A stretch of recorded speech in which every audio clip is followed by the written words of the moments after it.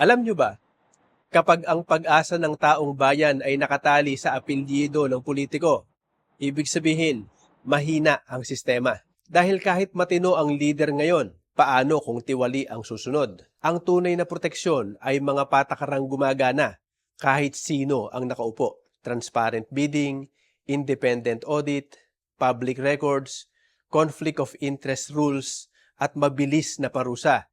Ayon sa World Bank, kahit magandang batas ay pwedeng mabigo kapag nakokontrol ng makapangyarihan ang pagpapatupad. Sa Pilipinas, ipinakita rin ng research na ang pagkapanalo sa pwesto ay nagbibigay sa pamilya ng pangmatagalang political advantage. Hindi masama agad ang may kilalang apelyido, pero ang kakayahan at integridad ay hindi otomatikong namamana.